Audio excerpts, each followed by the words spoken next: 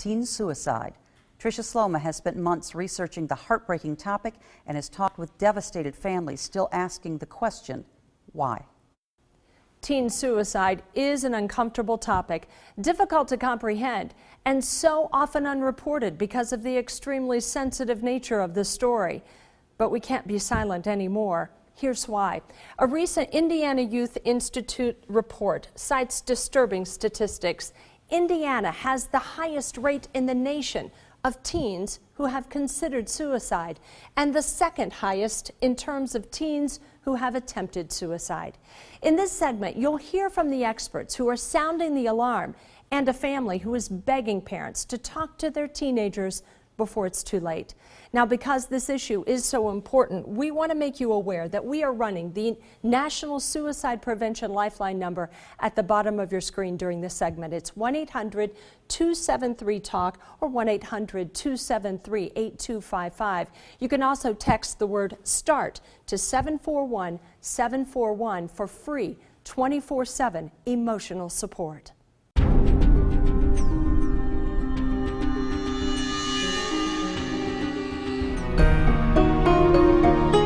The best way to describe Nick. Nick was outgoing. He was everybody's friend. Nick Sherbin was a junior at Penn High School who loved bass guitar, rugby, and writing for the local paper. But this happy-go-lucky kid had a sensitive and vulnerable side. He, like many of the kids, have this way of basically blocking out those emotions to the, to the outside, and they come across being just, everything's just great. But it wasn't. On January 16, 2003, Kevin and Julia Sherbin returned home from an overnight business trip to the most horrific scene. I kept on saying his name, and I walked back into his bedroom, and I opened up his bedroom door, and he was sitting on the couch in his bedroom, and I thought he had his guitar between his legs, and it wasn't a guitar. That was a rifle, It was a rifle that he had used to shoot himself with.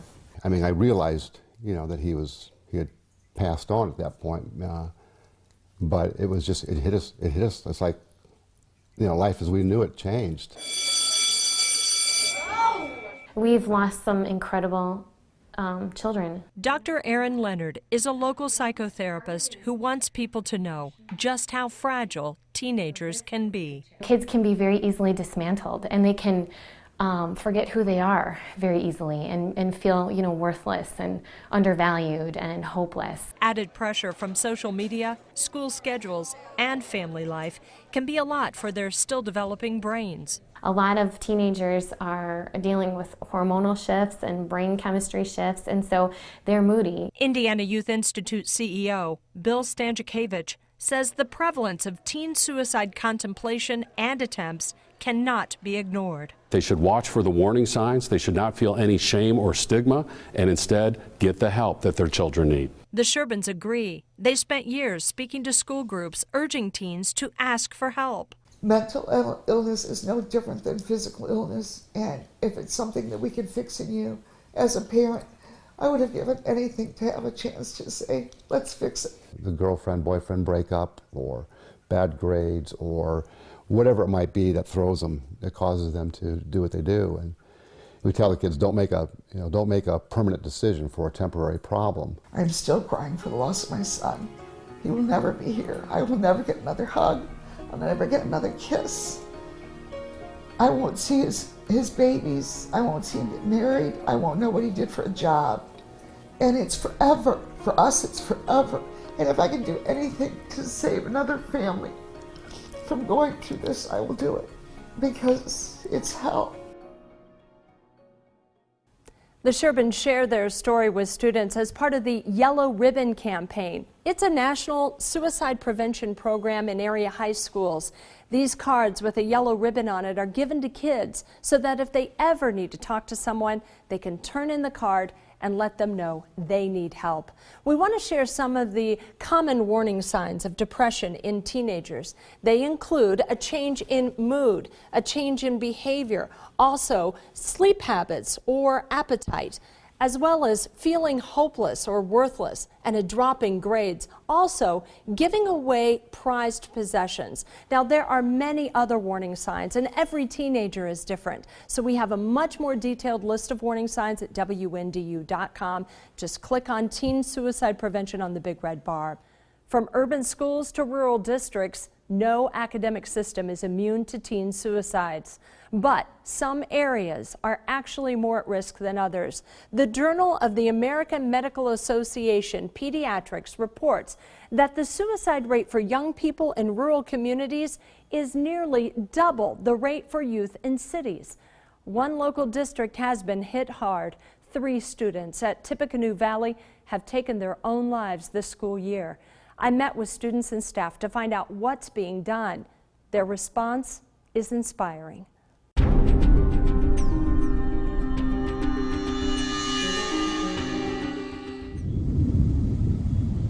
The peaceful beauty of life in the country is treasured by those who live here. The Tippecanoe Valley School District is surrounded by farmland and filled with proud, hardworking students, parents, and staff. Despite the idyllic setting, they've endured unthinkable pain. Brittany Garbers teaches health and phys ed. Since I started here, I've seen more death at this high school among students under the age of 18 than I have seen in my entire life. And it just breaks my heart. 3 students have taken their lives this school year. It's horrible.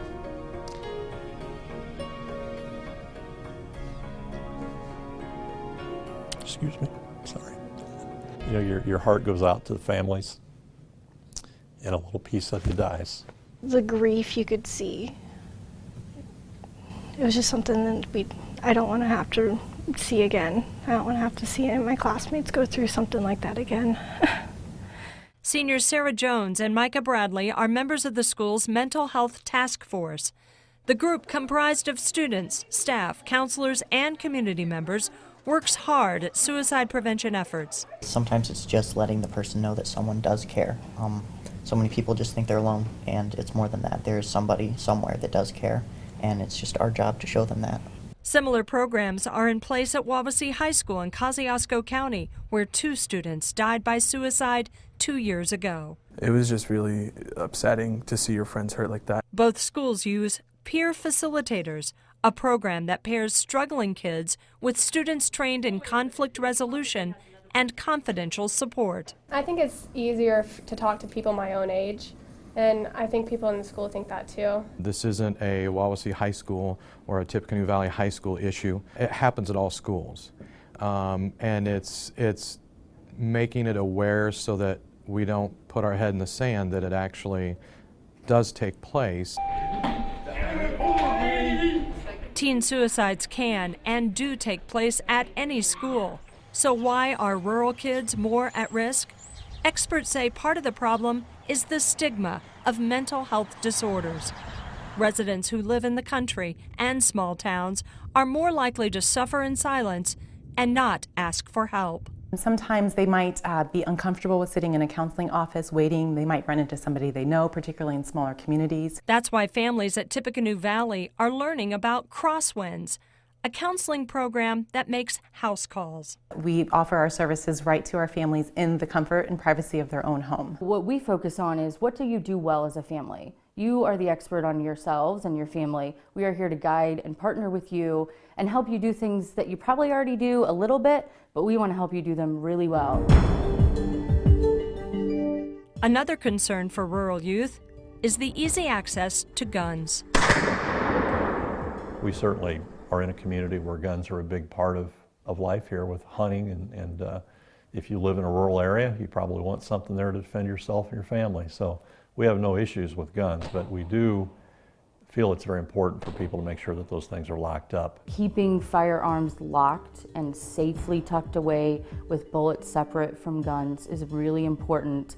Even if you've taught your child how to shoot, you don't want them to have access to something that could be life-threatening.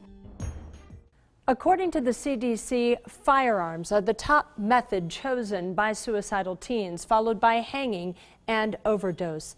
Of these 3 choices, a firearm is almost always fatal.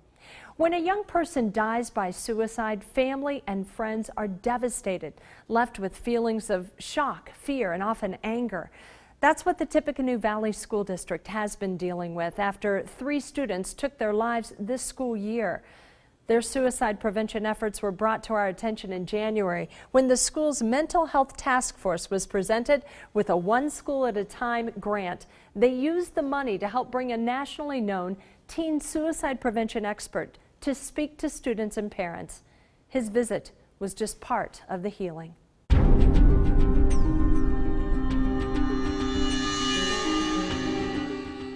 This is your life. And my question to you is, what are you going to do with it? Consider this a teenage wake-up call. There is a problem, there is an issue, and what are we going to do to face it?